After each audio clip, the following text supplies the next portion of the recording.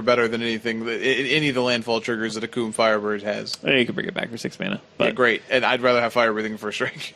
Sure, but this card is just meh. I think it's awkward that it's a Skyship Stalker, but it literally dies immediately to the one Skyship that we have. I never said it beat up a Skyship. It just stalks it. But stalking implies that it's the Predator. That's just not at all. It's just hanging out around it, being like, "Don't shoot me." Wow. All right, let's move on. Please. All right, so next we have is Speedway Fanatic, which is, if you've ever played Overwatch, this is just Tracer. Yeah. Right, everybody, the cavalry is here. So Speedway Fanatic, a generic and a red for a creature human pilot. She is a 2/1 with haste. Whenever Speedway Fanatic crews a vehicle, that vehicle gains haste until end of turn. A 2/1 for 2 with haste is sort of average. This card kind of reminds me, though, of Lightning Mauler. We had back in Avacyn Restored, we had Soul Bond, where it could give another creature haste. Giving certain vehicles haste is pretty important, especially a Copter when it comes down. I will say, though, if your aggressive deck is most likely to play either Copter or Fleet Wheel Cruiser, then I don't know how relevant haste always is going to be. You may, in fact, want the pilot that gives first strike as opposed to this. But you do have enough hasty creatures and artifact, and like hasty vehicles that this is the kind of card you might want if you just want to always be putting the pedal to the metal. Nah? Yeah, you did it. Nah? Proud of you. This card is interesting. I'm not too high on it though. Like, meh. See, if it were a dwarf instead of a human, I think it'd be a lot better. Yeah, I think you're right. But yeah, I mean, there just aren't. But then it wouldn't be Tracer. It's true. It'd be dwarf tracer. It'd be like a really speedy Torbjorn. I do think that. So we're talking about Speedway Fanatic, which is a card that I don't think is going to see much play, but we're just ignoring Spark of Creativity, which I know none of us are very high on, but is getting a lot of buzz. So we can talk about that. I'm just saying, if you look at Spark of Creativity, it is an interesting red card. This is the one where for a red, you can choose target creature, exile the top card of your library. It deals damage to that creature equal to the exiled card's converted mana cost, and if you don't do that, you can play that card. This card is just like. Yeah, I don't like this card. I think it's actually just terrible, but that's why I didn't put it on the list. But you've had Jerry Thompson not stop going on about this card. So I think don't be surprised if you see this card. I think the fact that if you do deal the damage, you don't get to cast the card makes this less exciting. So you're gonna miss a lot and then have a card you didn't care about in the first place, and you can say, oh well, you're not gonna draw that card now. It's okay, but I put 4 of this card in my deck, so. Yeah, I think the issue is it doesn't always do what you want to do. So if you have a creature that's it rarely does what you want it to do. Right. So if there's a creature that you really want to kill, you're like, oh, all right, I'll target your 1/2 guy, whatever, or we'll say it's Inventor's Apprentice, right? Let's go Sylvan Advocate. Yeah, let's go. Yeah. Let's say Sylvan Advocate. All right, yeah, target Sylvan Advocate. Flip a land. Oh, well. I guess. Well, then you pay the mana to draw a land. Yeah. What? Yeah. Or you flip a 2. And it's like, oh. And you better be able to cast it. So you did this on turn 3 to lose all the tempo in the world? Yeah. We did it, everybody. It's just, assuming you're playing it in a red aggressive deck, you're not going to have that high of mana cost, right. So you're not going to be able to take out bigger things with it. It's just too volatile. We'll put it that way. Where it's Spark, man. Yeah, it's kind of cool. I'll give it that, but this is the ultimate trap card. This is don't put this in your deck. And I apologize for having us talk about it, but I think it got enough buzz that we should at least mention it. I thought about putting it on there. I just didn't think it was good enough. So, we're really talking about these? Just this one. Okay. I think this one's good enough. It's your card. All right. So next card is Thriving Grubbs. It's a generic and a red gremlin. Creature gremlin. That's right. They're baby gremlins. They're here. Have you ever had gremlins before? We've not. Sweet. So it's a 2/1. When it enters the battlefield, you get 2 energy. And then when it attacks, you may pay 2 energy. And if you do, put a +1/+1 counter on it. So there's a whole cycle of these. So each color has has some version of a vanilla creature that adds you get 2 energy when it enters the battlefield, then you can pay 2 when it attacks. I only put this one on here because it's probably the most constructed playable one, possibly. You're shaking your head. Yeah, I don't think it's playable. I mean, it comes in and it can be a 3/2 attacker on its own without any other help, which isn't great, but worse creatures have been played in red aggressive decks. You're not wrong. I guess maybe in like a mono red deck, I just don't see this breaking through in the energy deck at all.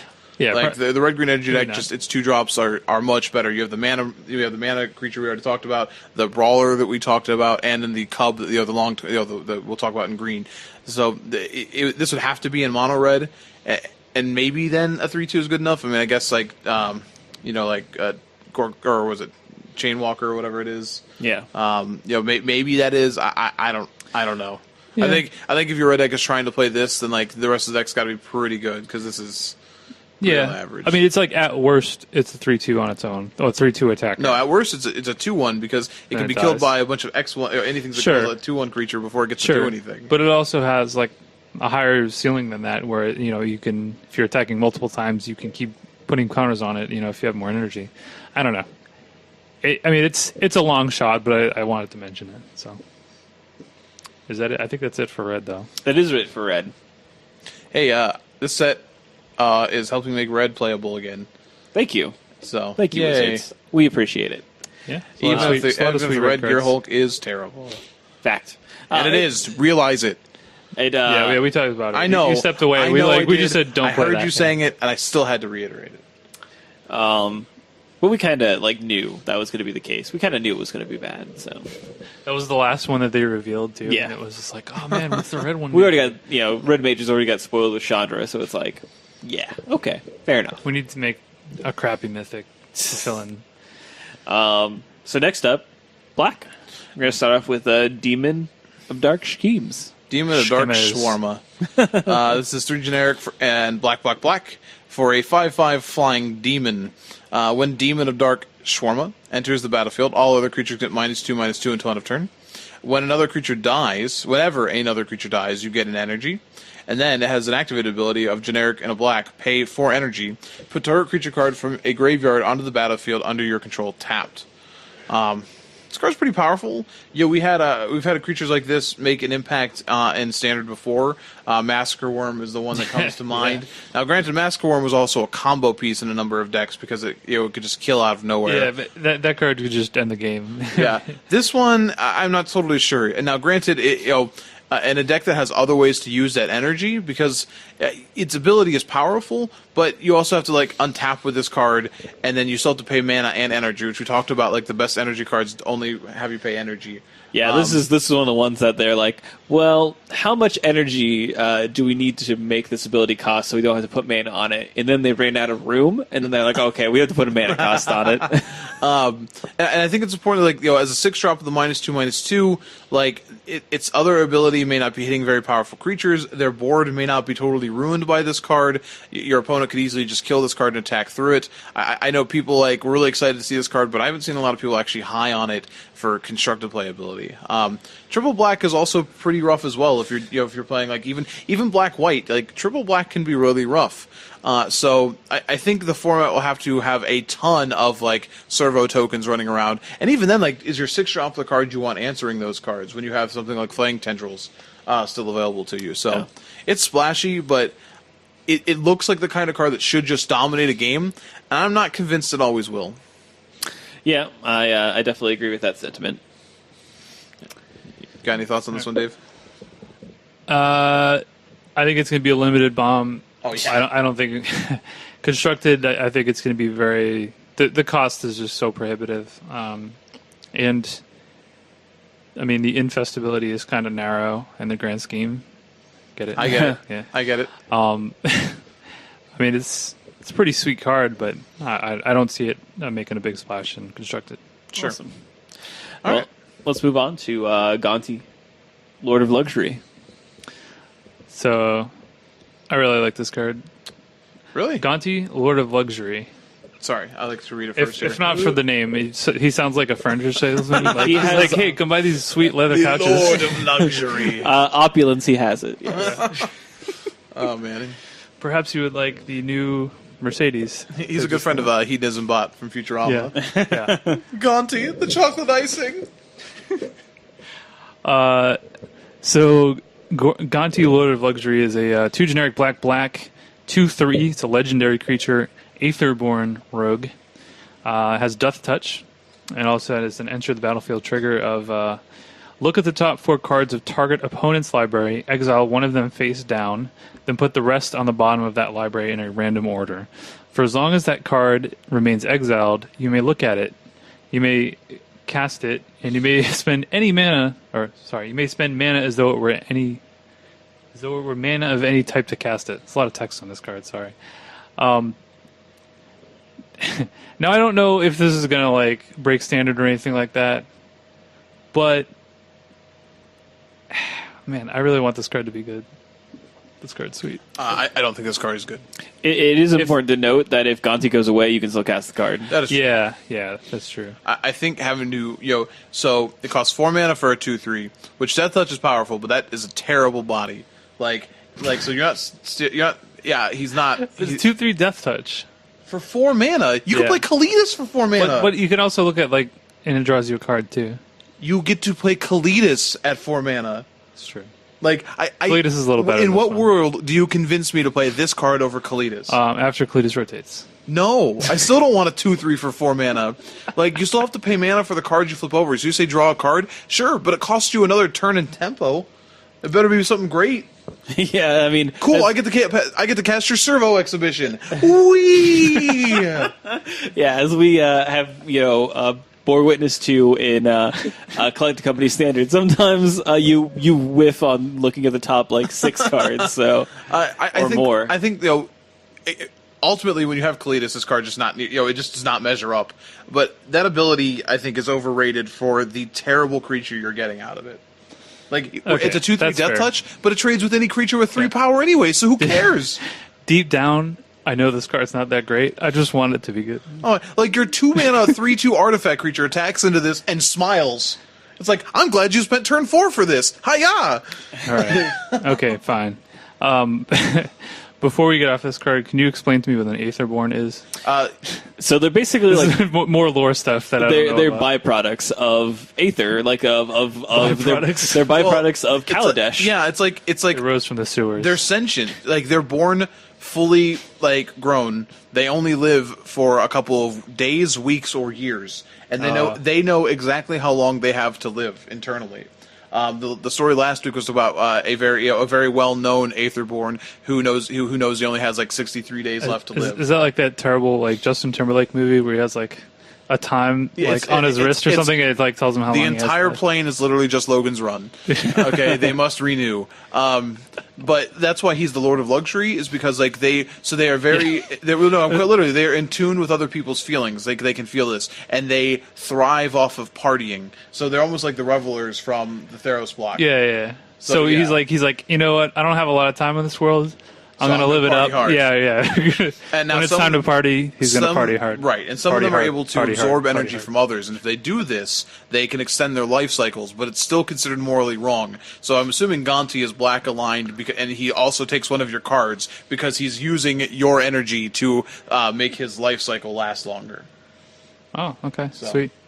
But it was actually the article or the story from last week was really sweet because I had this Aetherborn who was able to talk to Nissa very accurately because because Nissa doesn't talk very well but is very emotional, so he could feel they literally use the pronoun they because they're genderless, so they were able to feel how Nissa was feeling and discuss with them, and they were able to help find where Pio was being held. So they're kind of cool. I think the idea of how they exist is interesting, if not really anything that makes any logical sense. But who cares? It's magic. So, but yeah, that's why he's the Lord of Luxury and wants to sell you a sweet panharmonicon. Yeah. He's got all manner of wares that he'll sell you. All of them are very fancy and comfortable. So, next up we have Harsh Scrutiny, which is a black for a sorcery. Target opponent reveals his or her hand. You choose a creature card from it. That player discards a card. Scry 1, which for the Battle Box enthusiast in me makes it sad that I have to get rid of my sweet Urza's Legacy. Ostracized. Yeah, getting rid of the old school foils. But Scry 1 is just infinitely better. Right. So, it's interesting they didn't make this Despise. They could have just made it Despise again, which gets you a creature or a planeswalker, and they specifically didn't.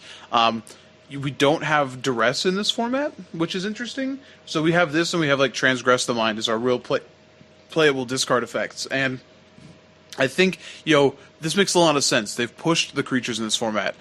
So Harsh Scrutiny is the kind of card that I think needed to be in this format. It's more important than Duress was in the last format. I do think, though, that the fact that this card doesn't hit vehicles puts it in a really awkward place in Standard. So, certainly playable, but awkward. So, in your opinion, do you think...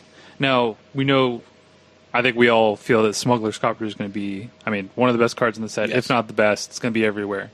Do you feel that the other vehicles are going to be played that much to where it pushes this card out? I think the fact that there'll be enough decks with 4 Smuggler's Copters in it, that it will make this card awkward in general. But, in theory, those decks are also running a lot of creatures so that you can activate your Smuggler's Copter. Sure, absolutely. But I don't think this card... So one of the keys to a card like this is that it should hopefully mess with your opponent's curve, right? Isn't that the idea? Because like when you play discard effects, like outside of like playing them against combo, you're trying to disrupt their curve and better your own. That's why this card's designed so well. You can make them discard a card, and then you get to scry afterwards to make a better decision. So I think it's hard with Smuggler's Copter for your 1-mana discard spell to effectively mess with their curve. Sure. I think this card has a chance. I think it does too. I think it's very playable. I think if you're running, a black deck that is kind of low on early things to do, which a lot of them will be, right? Like being able to at least do something or interact early on, or even just get the information of what's going on in the game. I think it'd be pretty powerful. And like even if you top deck this late, it's not going to be great, but at least you get to scry 1 out of it. It's not just a dead draw. That is true. Now, Magic has kind of moved more towards creatures, so Duress used to be like a staple, and it was still a very good card while it was in Standard, even recently here. But I think there are a lot more, in general, there are a lot more creatures in the format, so this has more targets than maybe Ostracized did back in the day. You know what I mean? Oh, absolutely. So, yeah, I like this card, and I hope that they do more things with targeted discard like this, like adding the Scry 1 to it. It's a minor effect, but it adds a little bit of extra, little extra incentive to want to play this card. Yeah, like if it didn't have Scry 1, I would say, this card's really not good. Like if it was just Ostracized, I'd be like, no. But the Scry 1 gets a little bit extra. Fair. All right, live fast. We got to read it really quickly, Dave. Go. Live fast. All right, live fast. 2 generic black, sorcery, you draw 2 cards, lose 2 life, and get 2 energy.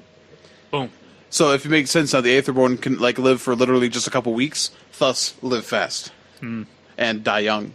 We didn't talk about Diane. No, we didn't. That one's probably not that good. So this is the new Read the Bones, and it's a lot worse. It's a lot worse. If you have energy implications in your deck, I guess you could play this. Well, we don't have Read the Bones anymore, right? We don't have Read the Bones anymore. We also don't have we don't have regular Sign and Blood. We have Succumb to Temptation, which is black and a colorless, and that's an instant with no energy.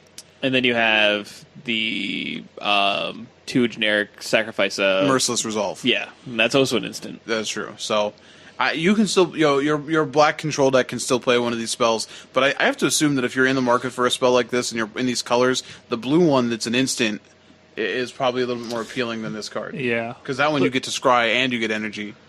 Black doesn't have a terrible amount of energy interactions, I don't think. We talked about the demon. Yeah, but other than that, it's really not. There are a lot of black cards that are focused on having artifacts in play, which is kind of interesting because black doesn't really interact with artifacts all that well, just in the history of Magic. I guess we had the Nim and Mirrodin, which counted artifacts in play, but whatever.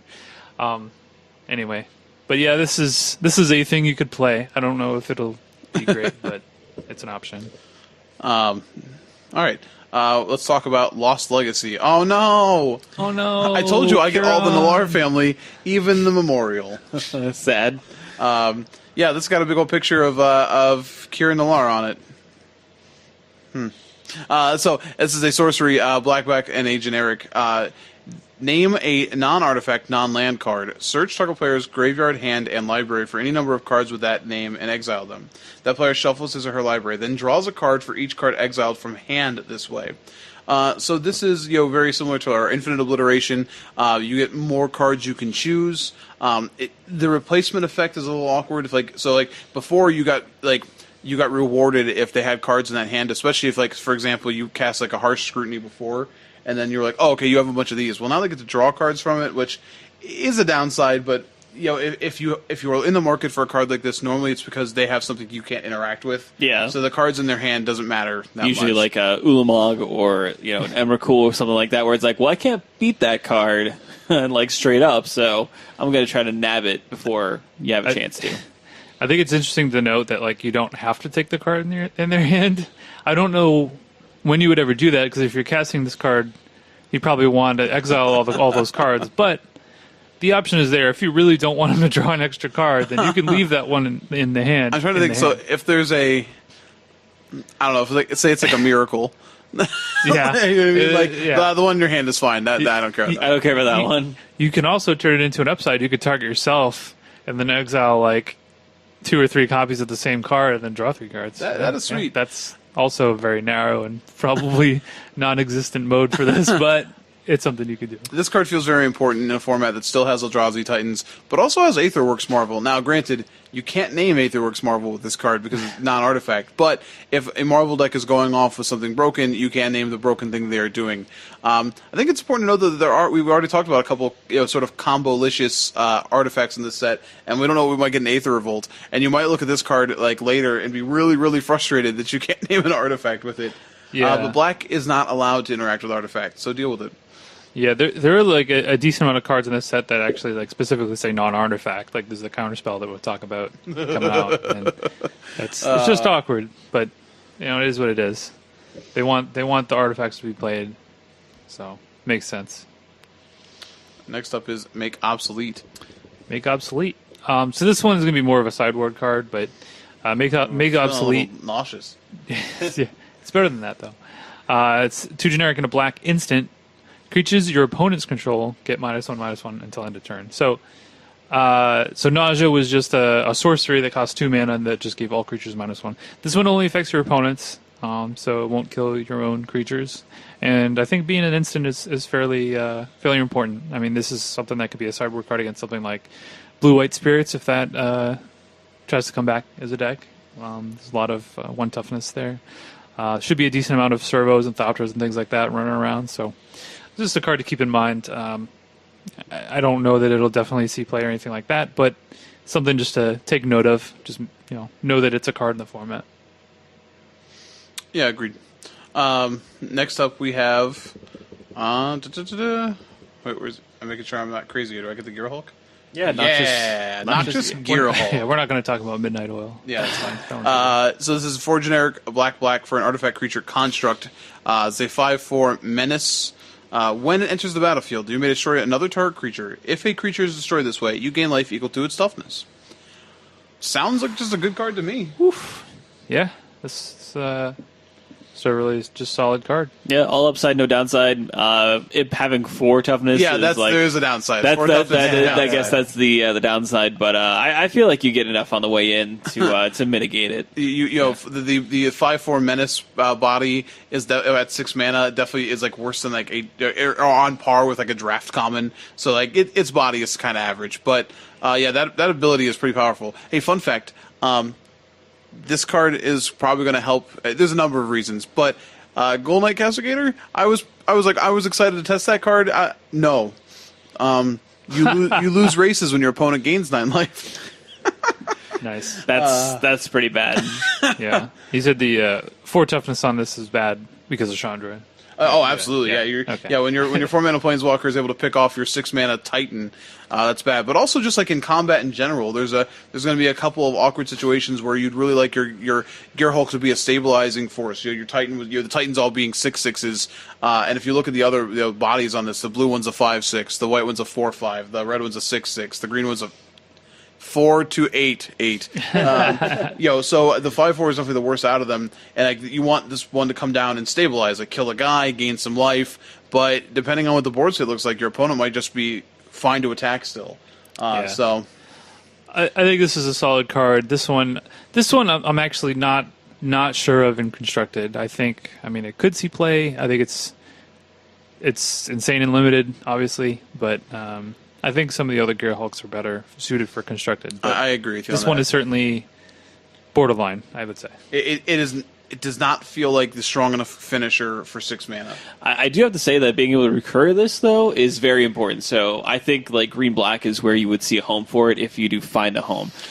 Because Liliana and Grapple can just nab it fast. Nab it back, which is huge. I've also seen some builds playing this with like all of the Titans all the Gearhulks are pretty good with like Displacer. This one's pretty good with Eldrazi Displacer.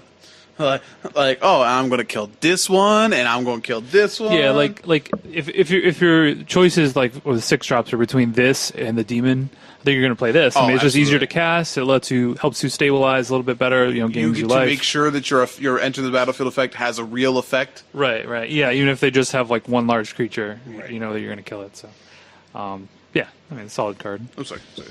You guys touching hands over there? Well, he's still using my computer. All right, then we have Syndicate Trafficker, Dave? Yeah, talk about Syndicate Trafficker. So this is one of those black kind of aggressive creatures that cares about artifacts. So it's 1 generic and a black for a 3/1, Aetherborn Rogue. And it has the ability of pay 1, sacrifice an artifact, put a +1/+1 counter on it, and it gains indestructible until end of turn. So there's another one where the 1 toughness isn't great. However, it kind of has like a built-in protection for itself, and it gets a little bit bigger. So I don't know. I mean, I think there are seeds of a black aggressive deck here. I don't know that it'll come to fruition just yet, but it's something to keep an eye on, and just keep in the back of your mind for maybe when the next set comes out. Yeah, this is another card that was in Sam Black's Black-White Tokens list. And having played a little bit with this card, it does some gross things, like giving something indestructible and like it facilitates trades. Not trades, but like just like being able to kill a creature indiscriminately. And with a token-focused deck, you have a lot of servos, you have Thopters, you have like these artifacts that are kind of just laying around and not being effective. So it helps. Do we have? Are there any artifacts that are going to be in standard that kind of? I guess we have Filigree Familiar that when it dies you draw a card. Is there anything else that like gives you a bonus when it dies? Terrarian. Terrarian. Okay. Because Terrarian reads just whenever it goes to the graveyard. Yeah. So. Okay. But yeah. So I mean this one I don't know if it'll see an immediate impact in standard, but. That's another one. And if you want to focus on the lore a little bit more, look at the art here. Notice how like the skin is cracking, and you can start seeing the aether underneath. This is what happens when they start dying. Is their skin starts like literally evaporating, and then eventually the aether within them cannot be contained, and it goes back into the aether, and they become one with the force. Cool. All right, so that's black. It's a little bit of a short list of sort of playables, but some standouts there for sure. Black's had some pretty good cards over the last couple of years, so. Yeah. I'm okay with it stepping back a little bit. All right, let's move on to blue. The first one we have there is Aether Meltdown. Yeah, I'm pretty excited about this card. So this is a blue and a generic for an enchantment aura. It has flash. It says enchant creature or vehicle. When Aether Meltdown enters the battlefield, you get 2 energy. Enchant a permanent gets -4/-0. This card's really, really important. 2 mana flash, essentially removal for a blue deck is pretty important, especially if you want energy. Like the Aetherworks Marvel deck that wants to just like slow your opponent down for a turn. But being able to target a vehicle, especially a copter, is pretty important. Now, you can still attack with your copter if you want to. You can still loot if you want to. Yeah. You can still block if you want to. But for the blue deck that just wants to slow it down a little bit, and honestly, we still have again Crusher Tentacles as an option here, ways to get these this back to your hand. it's pretty interesting. I think this card, you know, we had a card like this at soft play for a little while, and it's rotating now with dragons, which was is Encase in Ice? Is that the one? Yeah. The only target of blue or red or green creatures, and they did untap.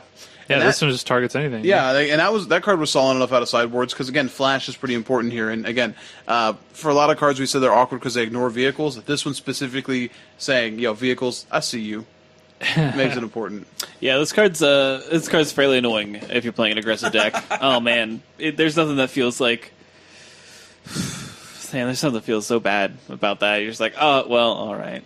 So, but yeah, this is a role player in the format for sure. All right. Next up, we have Ceremonious Rejection. Costs a single blue instant. Counter target colorless spell. So this is a card that may see some standard play, but I expect this card to mostly be seeing play in older formats. So modern, legacy, even vintage. Obviously, being able to counter artifacts or Eldrazi cards. Or colorless planeswalkers like Karn or Ugin in modern. All for 1 mana. It's pretty good. Yeah, poor Ugin. He's just like, I'm Ugin. And they're like, nah. Yeah. Nah. Ugin, you're rejected. So. Rejected. Yeah, he doesn't take rejection well. But I think we said this about Karn. Like, this is Karn, right, going to the Adventures Fair, and then just like laughing at his invention. Like, well, I made a plane once. Yeah, and what happened to it? It got corrupted. Yeah, that's what we thought. You failed. Get out. Here.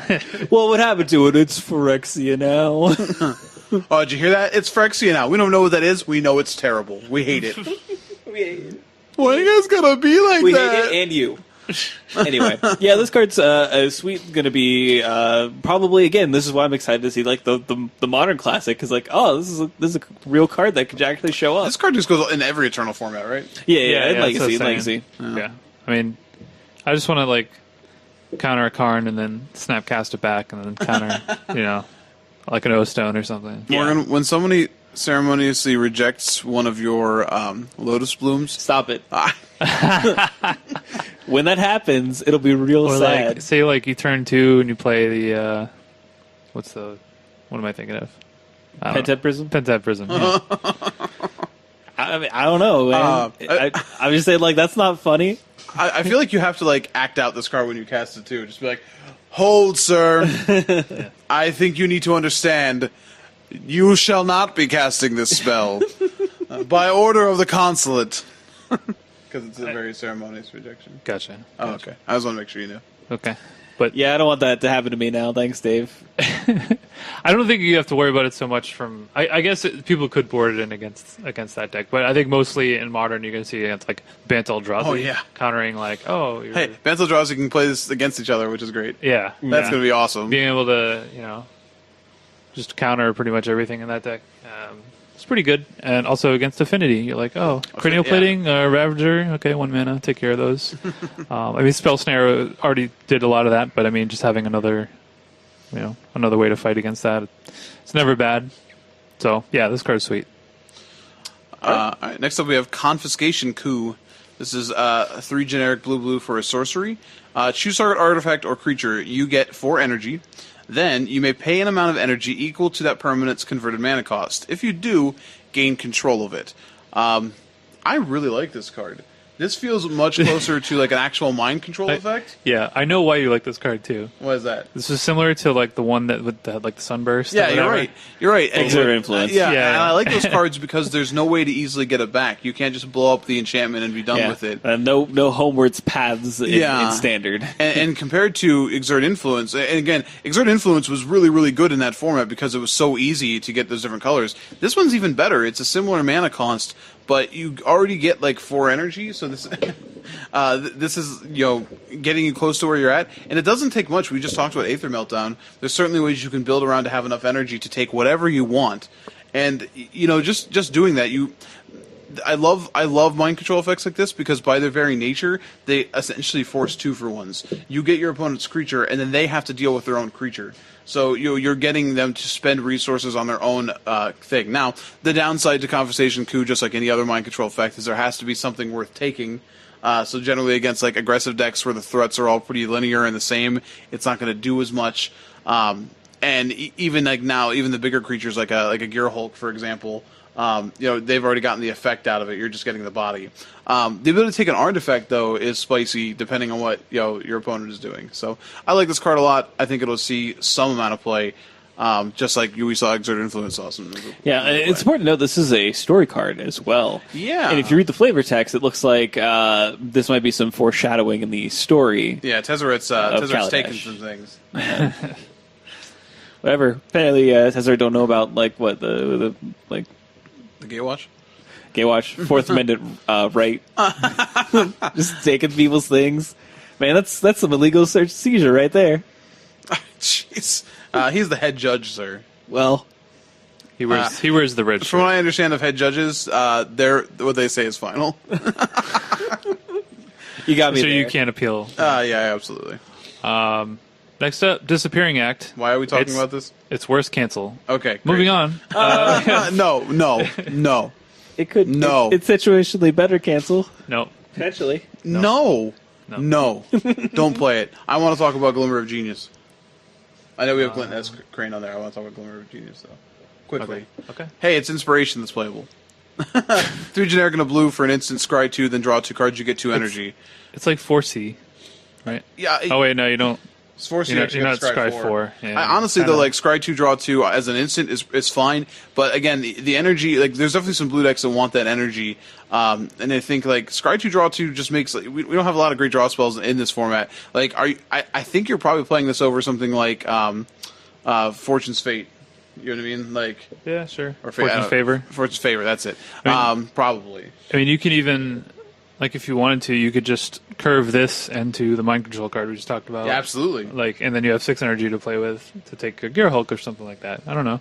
Seems So good. yeah, I think it'll be a role player, but I think it's pretty good. Also, Gear Seeker Serpent, which is right before it, has affinity. LOL. Yeah, it doesn't say affinity, but, But it has we see affinity. you. We see you. Gear Seeker Serpent. They reprinted affinity casually. Nobody's flipping out. So you heard it here. Affinity's fine. Because Affinity actually plays no cards with Affinity, right? It's supposed to be called Robots because that's Affinity like doesn't make Robots sense. does, yeah. All right. So the real next card, it's Glint Nest Crane.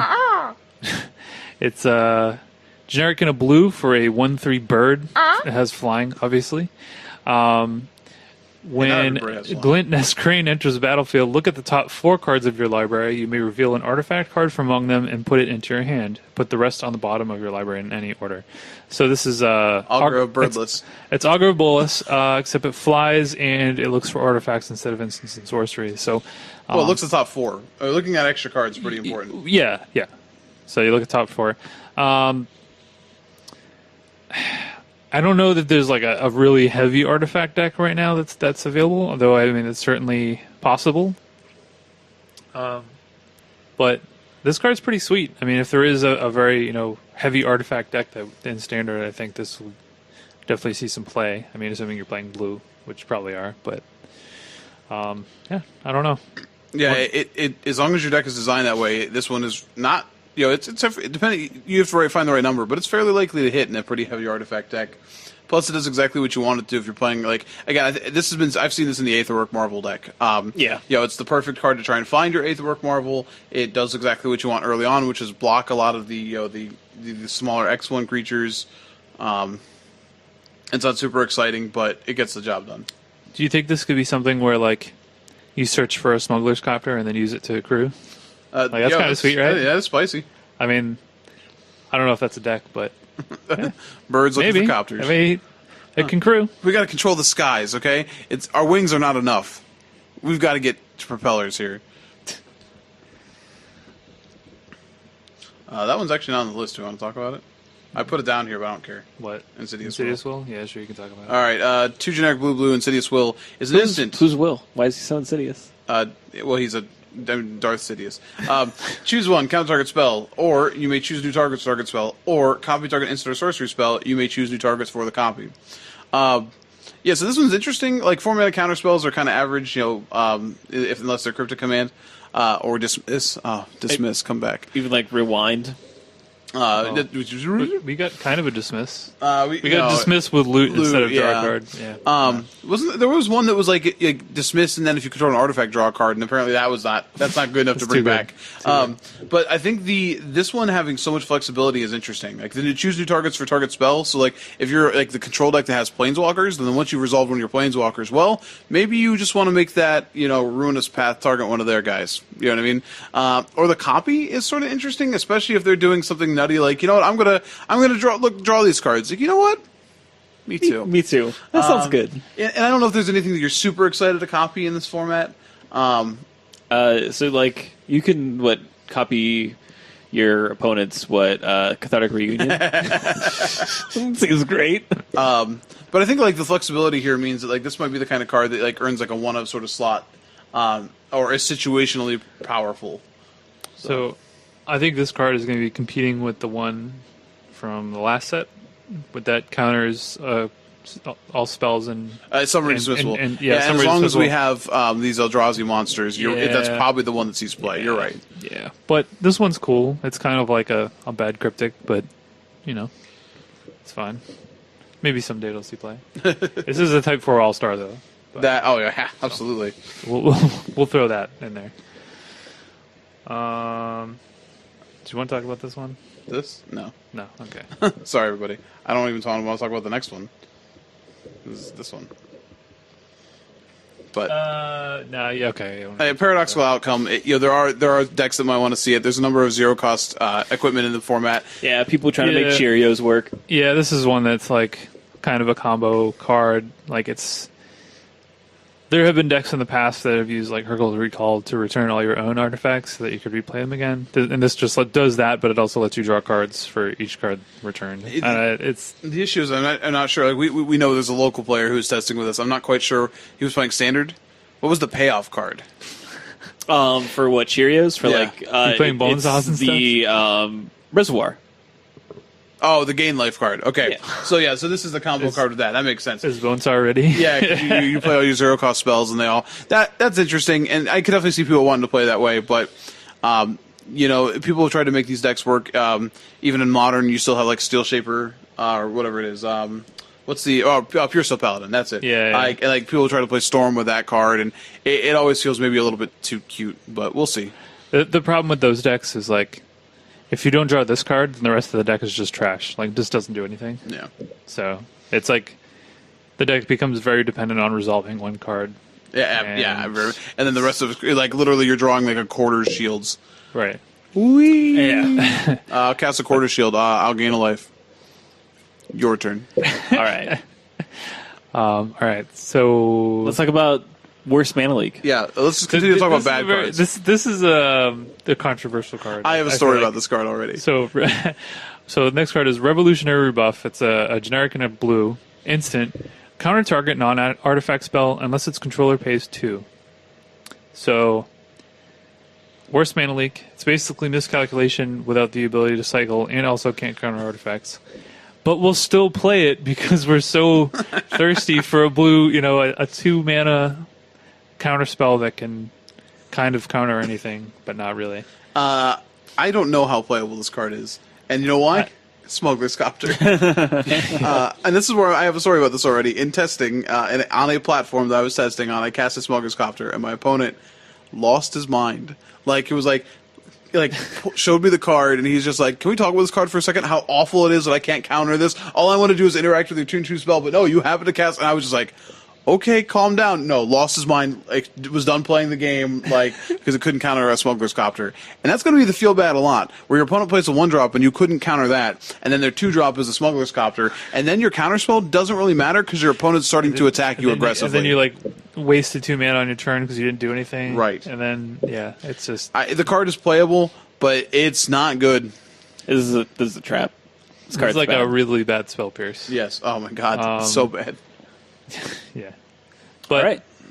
Yeah.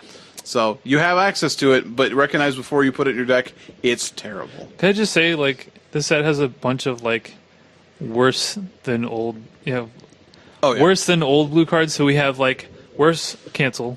Ooh, we have worse mana leak. We have worse dismiss, and we have worse unsummon. Are you familiar with what steampunk is as a like story type. Is it just like we're going back in time? Well, so it's like we have modern inventions, but with not modern technology. So every machine that exists is more difficult to build because they have to make it out of like steam and aether and everything else. So of course the spells are worse. They're trying to recreate the same modern spells that we have, but they have to use crappy technology to do it. But here's the problem. I wouldn't say like unsummon is a modern spell. Like it was literally an alpha. No, again, these are not good wizards on this plane. They are good, inventors.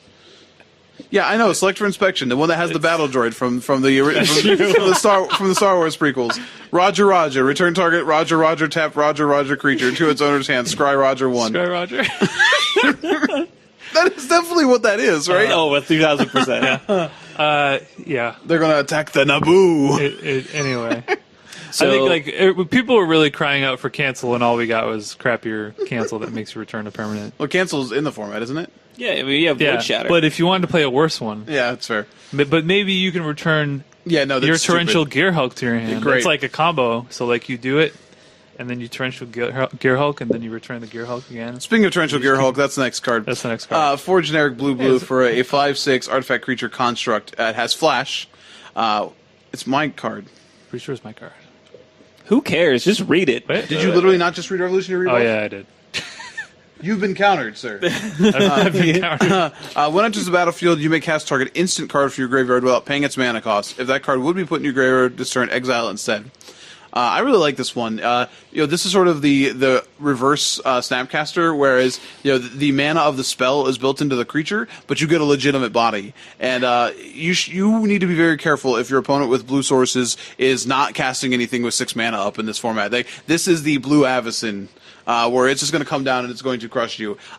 This card it works really, really well with like Engulf the Shores. Because it can either A, leave itself as the only creature on the battlefield, or B, you can use it to cast multiple Engulf the Shores a second time because it will bounce itself depending on how many islands you have. And I've actually already seen one of the artifact decks that with the Gain Life artifact we talked about, and that combination, so you could just keep casting a bunch of spells.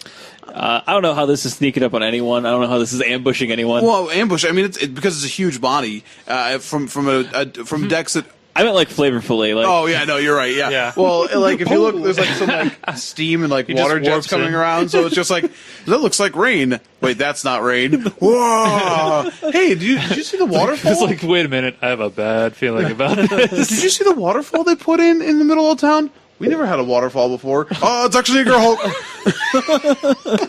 But it's also That's the noise he makes. I'm Gear Hulk, beat me up.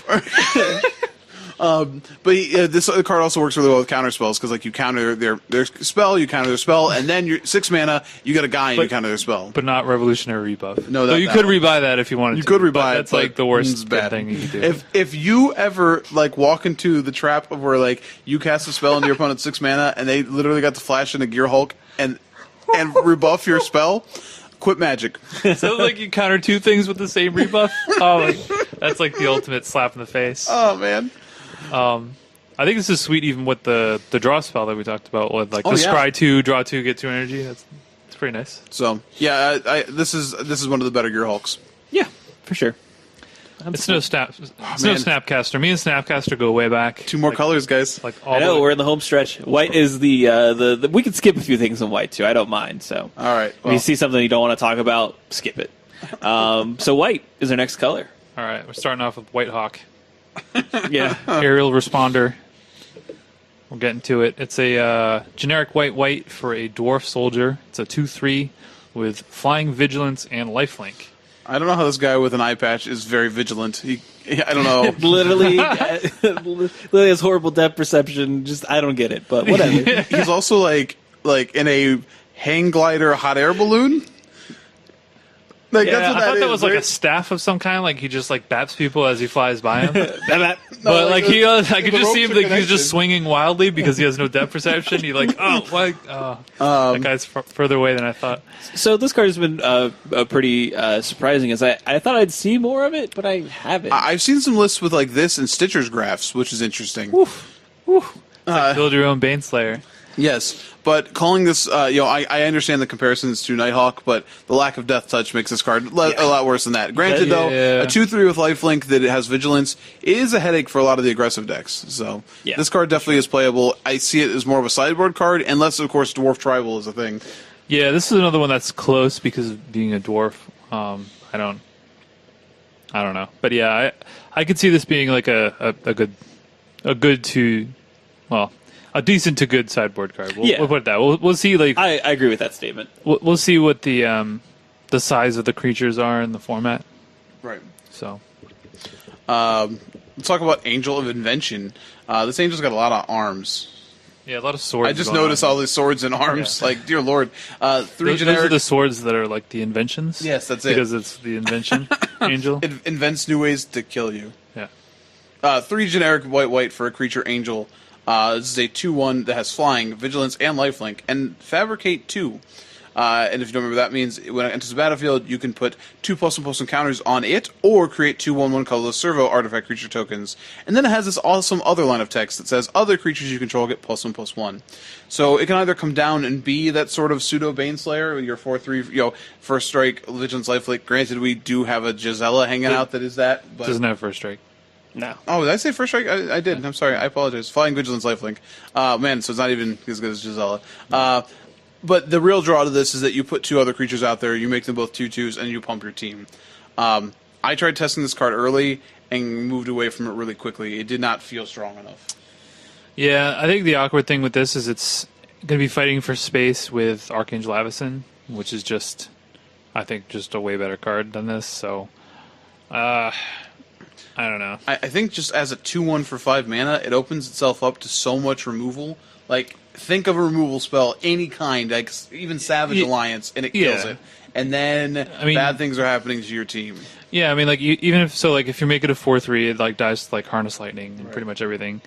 If you go wide, then it literally dies to everything, and then you're left with like 2 servos. It's, I don't know. I don't think this card will be good enough for constructed. 5 mana is a lot for this. Pretty busted and limited though. If you open that, yeah, you play it. Yeah, this is one of the cards that I wanted to be good, but just isn't at this point in time. So, oh well. I think it would have been cool if it gave just all creatures, like not just all others. If it gave itself, and could it be a 5/4? I think that would be better, but still not probably not better than Avacyn. Yeah. What's the next card? Authority of the Consuls. Oh, okay.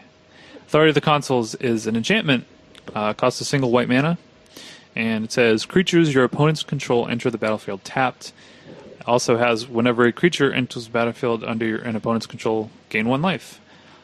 So this is probably a sideboard card against red, I would guess? Or yeah, pretty much that's what I would see it as, like an aggressive deck. It's really good against the red-green deck in a lot of ways, because a lot of their things have haste, and that's where they're powerful. Like if your opponent like does this on turn 1, and you have like that sweet Hellion in your hand, you're like, yeah.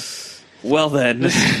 So this card reminds me a lot of a card like Blind Obedience. It's yes. pretty similar, but Blind Obedience was just way better. Oh yeah, Extort was way better. So yeah, like you had Extort, so like even if like the game went late, you had ways to over time gradually drain your opponent out. This one is just, it's entirely dependent on what your opponent is doing, so you're not even guaranteed to like gain life off of it.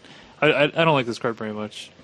I think it's a sideboard card. Yeah, it's a sideboard card. Like that's the only other. Even then, like I wouldn't even waste a sideboard. I mean, you know what? If Reckless Bushwhacker is going to be as good in this format as I think it is, then this card might be good enough in the sideboard. Yeah, this card I've played against this card and it has wrecked my day. Because like the idea of like swarming and then giving them haste, like it gets shut down pretty quickly by maybe. this card. I think it's still pretty narrow though. Like it certainly is, but I think sideboard cards are allowed to be narrow. Sure, but like okay, let me put it this way: it's narrow and also, in my opinion, not very powerful. So like if you have a narrow card, you want it to be like really really good. This one is like okay, it's good against a specific deck.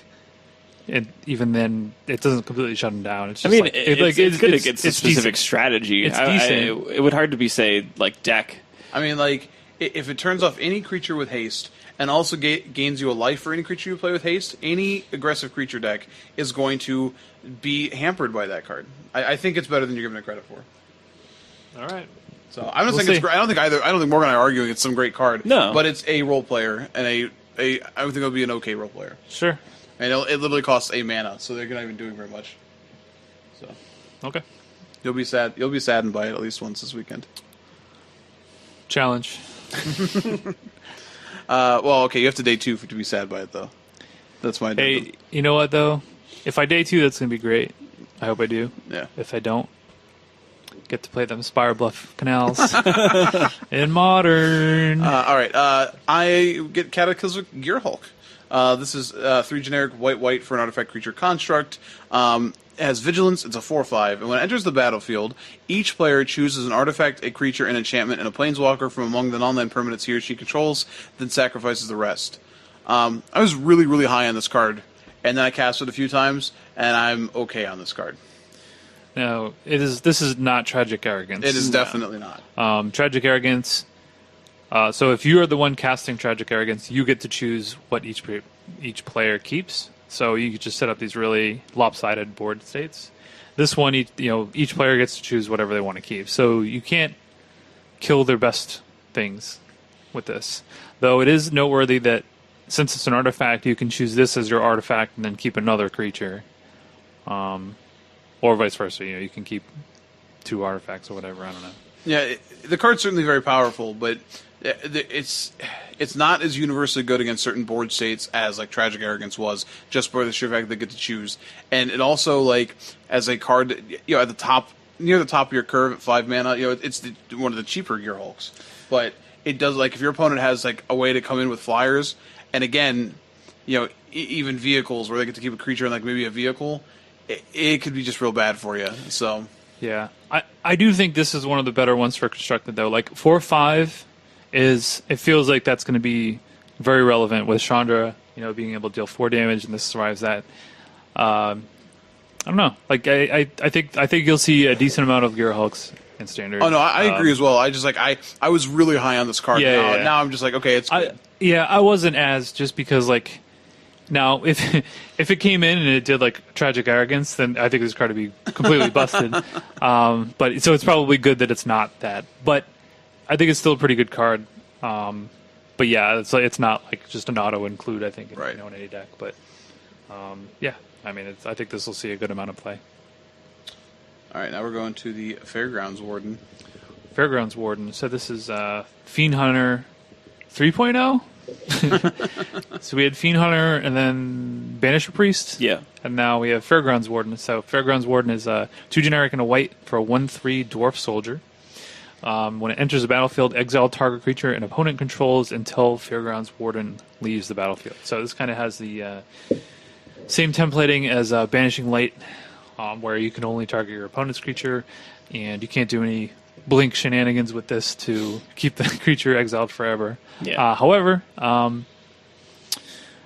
again, we have another dwarf here that's pretty good.